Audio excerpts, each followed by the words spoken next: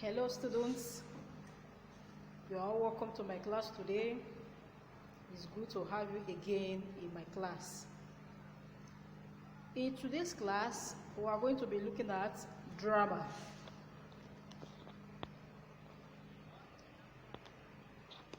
Okay, we are going to be looking at drama, and at the end of this class, I expect you to be able to define drama, mention and explain the types, and state its features. Drama, like the other branches of literature, has features that are peculiar to it. So at the end of this class, you should be able to do all these for me. And if you be able to do all these, you have to listen carefully, pay rapt attention, ask questions when necessary. If there is anything you don't understand at the end of the class, feel free. Ask me questions, and I will be very, very glad to respond to your questions by using what? By making use of the notes and comments section. All right, I will look forward to your questions. But before we go into drama properly today, let's take our mind back to what we did in our previous class. Revision of previous lesson. Recall that in our previous class we talked about the poetic devices and themes in Inu Rere by Niyi Oshundare. Now let me quickly ask you a question. How many of you can still recall what poetic devices are? If I ask you to define poetic devices for me now, how many of you can truly do that without looking back to your notes or to the previous lesson? Okay, let's not waste time. Let me take you down memory lane again. We defined poetic devices in our previous class as the materials or tools that a poet is going to make use of in the course of writing his poems. And why does he need to make use of these tools? He needs to use these materials or tools to make his poem more colorful and to also add meanings to his poems. For instance, I am a carpenter. I want to make a table. What are those materials that I need to create a table? We are going to talk about nail, hammer, saw, and other materials that the carpenter will make use of. What about a fisherman? A fisherman is going fishing. What are those things that is going to require in the course of his business? Sink, line, hook, bait, basket, and some other fishing materials. So that is how it is for a poet. He is going to write a poem. Those things, the materials, the tools that he needs to write his poem, to come out with a beautiful poem, a colorful poem, a meaningful poem, are those terms that are called poetic devices. And what are they again? In our last class, we talked about diction, tone, irony, metaphor, personification, onomatopoeia, synecdoche, and so on and so forth. So those terms are what we refer to as poetic devices. All right, and we also looked at the themes in Inu Rere. And what did we say themes are? A theme is the central message or the idea that the poet wants to pass across to the reader. And we're able to establish in our previous class that the theme of Inu Rere is kind-heartedness, because by the time you study that poem from the beginning to the end, that is the overlying theme. That is the one that is very outstanding. That is the one that the poem is talking about. That is not to say the poem do not have other themes, but the outstanding one, the message that the poet is actually passing across with that poem is kind-heartedness. And we're able to see how having a kind heart will pave way for you. It is not as if when you have a kind that is a one-time ticket to heaven. No, you are going to pass through challenges, of course, fine. But the thing is, at the end of those challenges, you are going to come out victorious. You are going to triumph at the end of those what? Challenges. All right, those are the things we looked at in our previous class. Okay. Today, like I said, we are going to be looking at drama, which is the last branch of literature. Remember, I said other terms that can be used for branches. It depends on whether you are going to pass a singular idea or a plural idea. If you are replacing branch, for instance, with other terms, you can use type or genre. But if you want to pluralize it, you say branches, of course, you have to say types or genres of literature. So if I mention any one of these terms, types, branches, genres, they refer to the same thing. Or you are reading a book, you pick up a textbook, and you see types of drama. Another textbook tells you genres of drama. I beg your pardon, types of literature, genres of literature, branches of literature. They do not refer to different things. They all mean the same thing. All right, definition of drama. Just like the other branches of literature, drama has several but related definitions. What do I mean by this? There is no one definition of drama that I can tell you is correct. If I define drama in my own way, and Abulime Vitri defines drama our own way, who else do we have? What's her name? Uwadia Etiosa defines drama our own way, or George Aonsi defines drama his own way. So long as we are talking about the same thing, probably using different words, I cannot tell you that my own definition is the correct one, or George's own definition is the only correct one. So that's what I mean by having several but related definitions. In other words, we can use the same words to actually pass across the same message or to say the same thing. But in our course of study, I'm going to define drama as the imitation of human action on stage. We have watched several movies. We have seen many. We have read many plays too. When I say play, drama, they are synonymous. In other words, they have the same meaning. All right? We have read many play tests, many drama tests.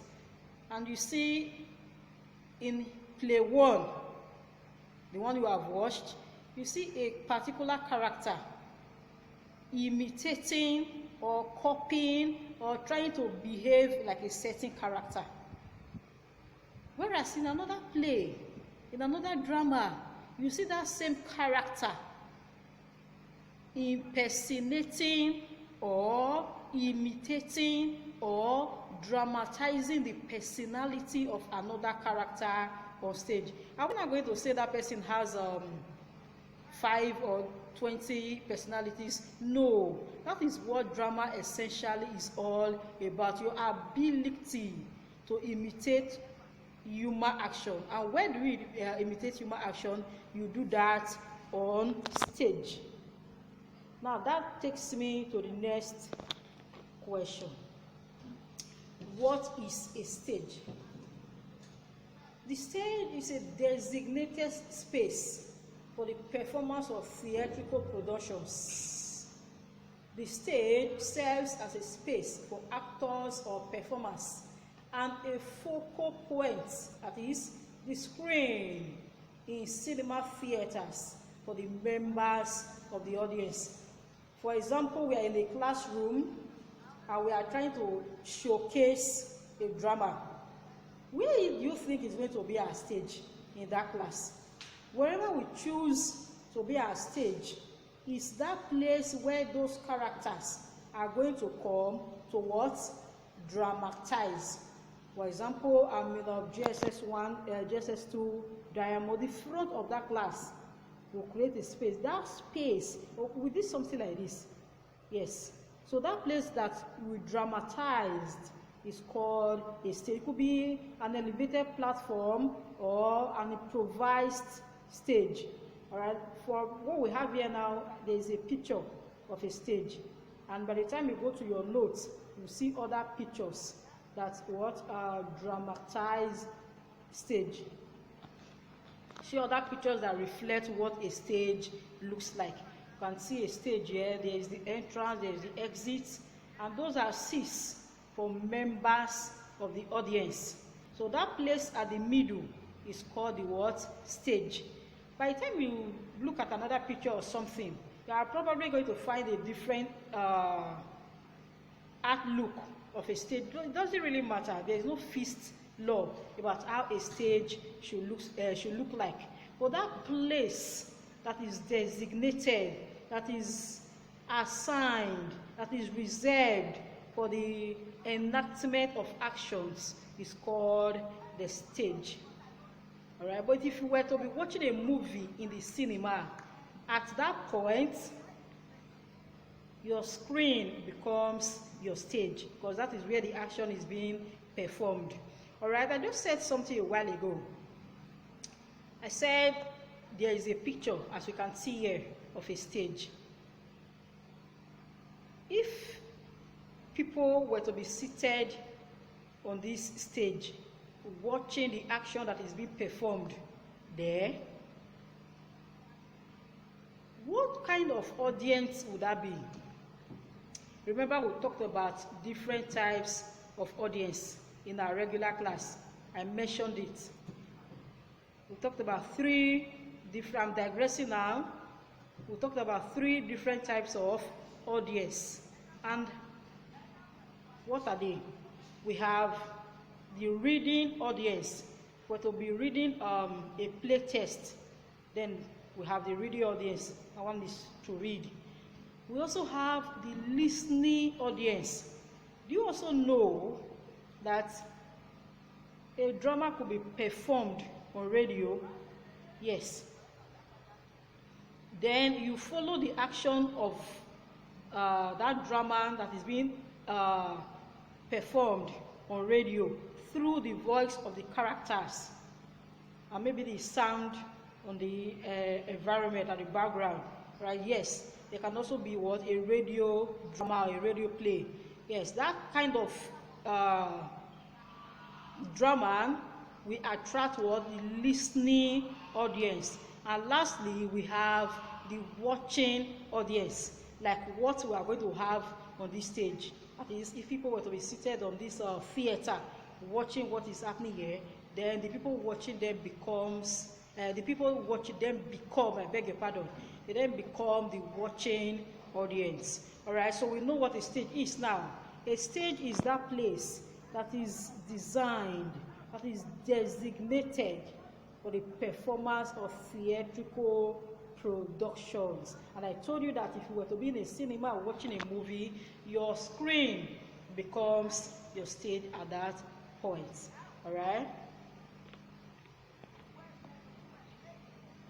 Okay, just like other genres of literature, drama also have its own peculiar features. Drama also have characteristics that it doesn't share with other branches of literature. For instance, we have here, one, drama is divided into acts and scenes. There is no other branch of literature that has this feature. No. How do we divide? What is the division mode or the division method or the modality of division in poetry? Can you still remember? All right. Try to recollect that. Even prose. Yes, it also has its own peculiar division. All right. So drama is divided into acts and scenes. Never forget that. Two, drama is written in dialogue. And what is dialogue? A dialogue is a conversation between two or more persons, between two or more characters, between two or more people. All right, on this slide, we find an example of what a dialogue looks like. Let me read out what is here. We have two persons, two characters that are conversing here. Okay, we have the title as Paper Airplanes. The two speakers here are Ned and Justin. And Ned says, "What are you doing, Justin?" "I'm using my new computer. My grandmother wants me to learn how to use a computer." Is using a computer difficult? It's a little difficult, but I think it's fun. Can you go outside and play? Yeah, what do you want to do? I want to go to the park and climb a tall tree. We can hide in the tree and throw papers, airplanes. That's a good idea. Do you have extra paper? Yeah, I will bring my old English notebook. We can use that paper. Okay, let's go. That's a simple demonstration of what a dialogue is, a conversation between two or more characters. Like I told you, the two characters conversing here are Justin and Ned. Okay, because I was the one that took the roles of the two characters, maybe it probably didn't come out well. If it were to be two, yes, you would have been able to spot the exact thing I want you to learn about dialogue. And again, look at the names. Immediately after the name of a character, there is a punctuation mark that appears. Yes, it's a must when we are writing dialogue in grammar. What is that punctuation mark called? Look at it very well. What is the name of that punctuation mark? That punctuation mark appears besides the name of each speaker. Remember, we have two speakers here.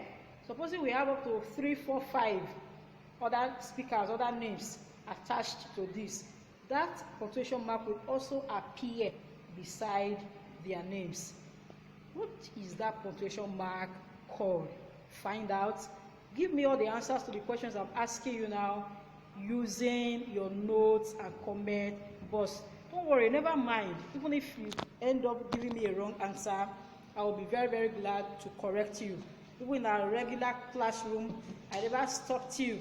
I never reprimanded you from attempting a question. The answer is wrong. We put heads together and we figure out the answer. All right? All right, okay, we have number 3. A person who writes drama is called a playwright. Please look at the spelling of playwright. Playwright. That is the correct spelling of a playwright. Any other spelling apart from what is here, it's wrong. So please take note. Don't spell playwright as Playright. Don't just spell as you hear.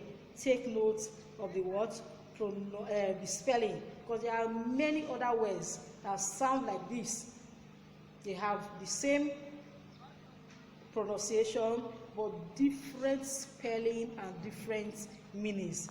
What are words like that called in English language? Does anyone know? All right, don't rack your brain too much. They are called homophones. Homophones are words that have the same pronunciation or the same sound, but different spellings and different meanings. So don't confuse playwright with any other word that sounds like it. That is why I want you to take note of the of the spelling. Okay? So we have covered the features of drama. Now, having seen or discussed the features of drama, that automatically means we have actually looked at the 3 genres of literature. Prose, poetry, and drama. What I want you to do for me is go to your notes and comment box at the end of this class. Try in a tabular form or anyhow you want to do it. Mention 2 features of each branch of literature.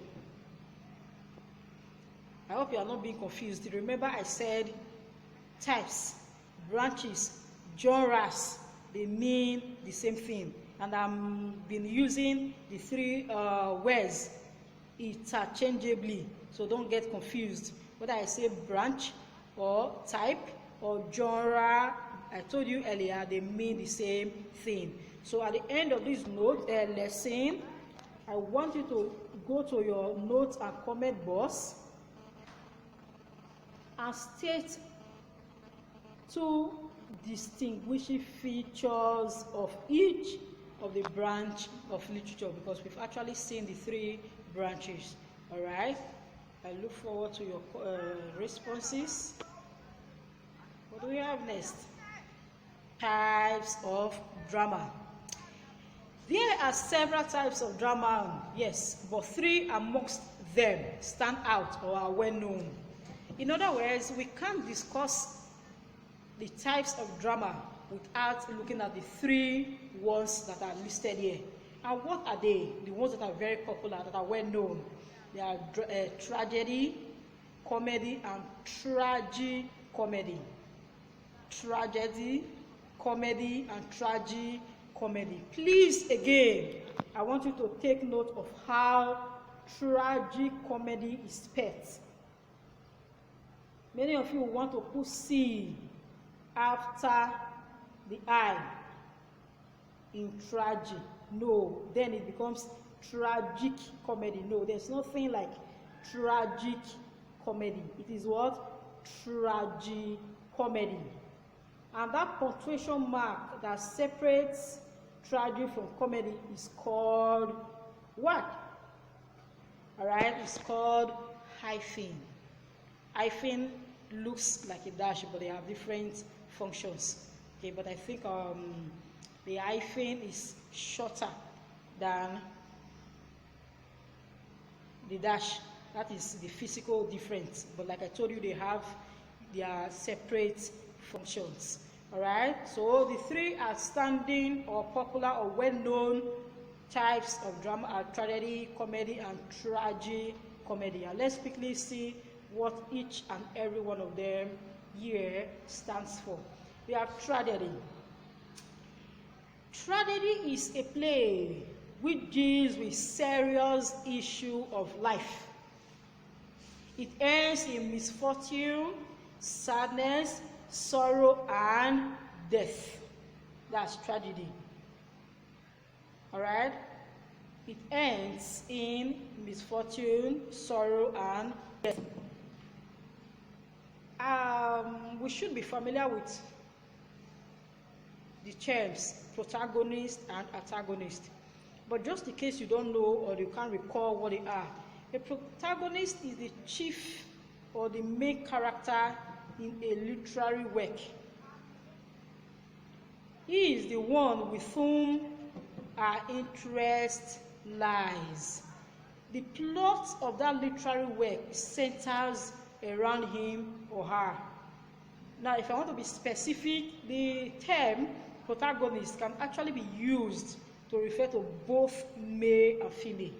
But if I want to be specific, I want to refer to a female protagonist, I call her heroine. And by the time I say heroine, there is no way you are going to get confused that I may be referring to the male protagonist. But take note, the protagonist is a term that refers to both male and female character.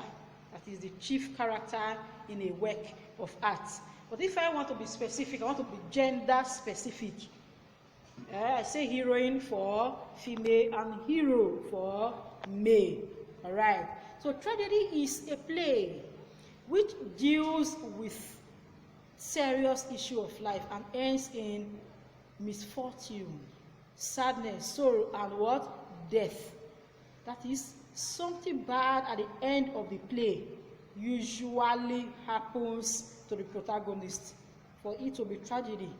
It's either he ends up in a miserable way, sorrowfully, or at times he can even die. But it is not in all cases that the protagonist must die in a tragedy.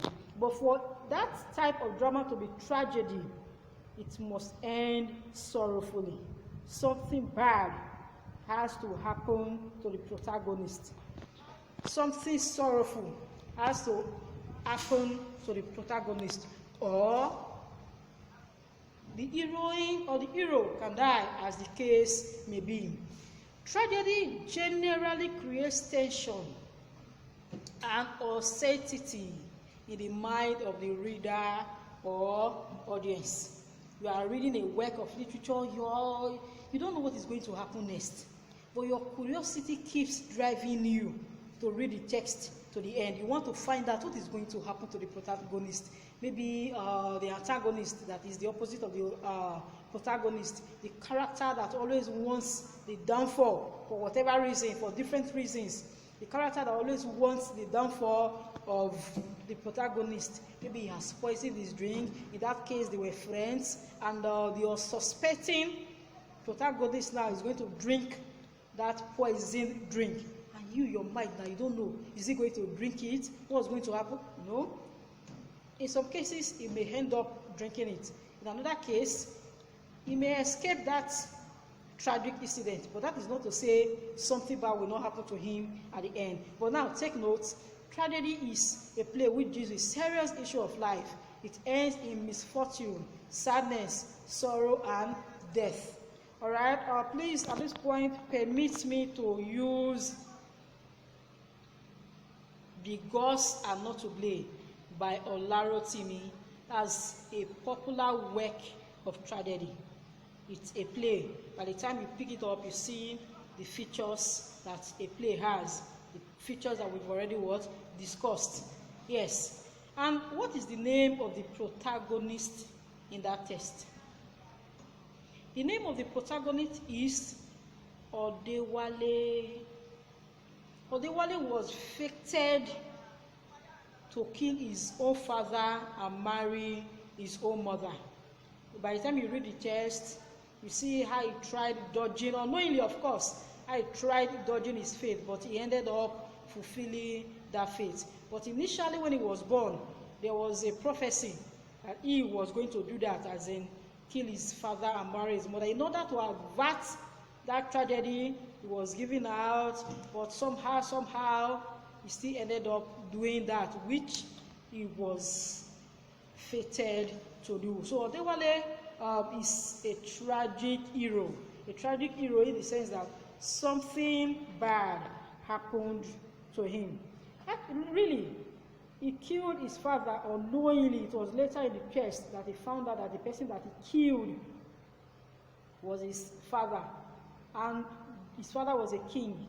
He inherited, he took over the throne of his father, unknowingly of course, and again unknowingly married his own mother. And his mother later had children for him. So at the end of the text, by the time everything was resolved, what did he do? He plucked out his own eyes and went into self-exile, because he had already sworn that whoever was responsible for the killing of the transited king, the late king, but we don't really use the term late for a king. Say he has joined his ancestors. There are different ways to say that, or we say the Iroko has fallen and all of that. All right. So Odewale, for example, is a tragic hero. See the way I'm calling it now, tragic hero, but not tragic comedy. Like I mentioned earlier, you can have tragic comedy, but tragic hero. So Odewale is a tragic hero in the sense that something very, very bad and unfortunate happened to him at the end of the text. So that qualifies that text to be an example of tragedy. All right. So next we have comedy. Comedy is the direct opposite of tragedy. And what is comedy? Comedy is a type of play that deals with light issues and ends happily. It creates humor. Humor means laughter in the mind of the audience or the reader. That's comedy. The kind of play that you read at the end, you are full of smiles, you are laughing. Unlike the one that you read, you are frowning, you are even crying. Some of us can be very, very emotional. We cry. That kind of a test, like I just finished explaining, is tragedy. Why the opposite? The one that makes you smile, the one that makes you laugh, is an example of comedy. Have you ever read works of tragedy? Now you should be able to decipher if the play text you read some time ago is tragedy or comedy. At the end of that play, did you feel happy? Did you feel sad? Were you hungry? If you were, what you read was tragedy. But if after reading the text you feel happy, you are full of smiles, then what you read is comedy. All right, I hope you can differentiate between the two terms, tragedy and comedy. And lastly, we have tragicomedy. Yes, tragicomedy. This is the type of drama whose action tends to produce tragic outcome, but eventually ends in a happy way. What does that mean? What does that mean? Now listen, tragicomedy is a type of play that combines the element of tragedy and comedy. It brings both features of tragedy and what? Comedy. So at the end, what we have is termed tragicomedy. This means that it creates mixed feelings of joy and sadness in the reader or audience. If you were reading a work of art, initially you were feeling bad, things were going wrong for the protagonist. Of course, you know who the protagonist is now. Things were very rough for the hero or the heroine. But towards the end, things turned out in favor of the protagonist. In other words, things ended smoothly. Things ended well for the hero or heroine. Then we have tragicomedy. Get it right. At the beginning, it's going to be bad, sad, but towards the end, the protagonist is what? Settled. In other words, things work favorably for him or her, for the hero or the heroine. I want to be gender specific now. All right? Okay, so we have been looking at drama. We talked about the definition of drama. We talked about what a stage is. We looked at what a stage is. Let me go back to that slide.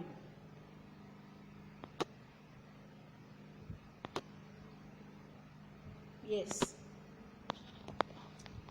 Okay, before we started with today's topic, we looked at what we did in our previous class, the themes and the poetic devices of Enurere, and recall that we said poetic devices are the tools or the materials that the poet is going to make use of in the course of writing his poem to come up with a beautiful, colorful, and meaningful poem. Those materials, when I say materials, I don't mean cup, clothes, the materials that a poet makes use of: simile, metaphor, irony, tone, diction, and so on and so forth. Can you really remember the meaning of each of these terms? But in case, just in case, you don't get the meaning of anyone clearly, please ask me questions using your notes and comments box. I will be very, very glad to respond to such comments. Yes, to make me feel happy. Okay, and we'll be looking at drama. We looked at the definition of drama, and there is no one acceptable definition of drama. There are related, several but related definitions of drama that we define here in our course of study. That drama is the imitation of human action on stage, and that took us to what is a stage. And we said the place where the action is going to be carried out in drama is called a stage. Now, but if you were to be in a cinema watching the movie, your screen box, your television, or whatever it is, becomes your what? Stage at that point, because that is where the action is being what? Carried out. All right, we also looked at distinguishing features. I keep using the word distinguishing. When I say distinguishing, something that separates one thing from others. Distinguishing features of drama. These three distinguishing features here, other genres of literature do not share them with it, do not share them with drama. For instance, there is no other branch of literature that is divided into acts and scenes. Let me quickly take you back again. Poetry is divided into lines, verses, and stanza. That is strictly peculiar to poetry. While prose is divided into what? Did I hear you say paragraphs and chapters? If that was what you said, that was what you had in mind, you were right. So prose is divided into paragraphs and chapters, while drama is divided into acts and scenes. So by the time you pick up a literary work, I mean a text, how do you even know what branch of literature it belongs to? You don't even have to go through the whole of the text before you know. Try to flip through the pages. Do you see anything like acts and scenes? If you do, if you did, then that's what? An example of a drama text. But if you see something like one, or any other one, whether in Roman numerals, in figures, in words, then we are talking about what? Novels. Remember, when we say prose, we mean novels. All right? Go through another one and you see stanza, line. That is what?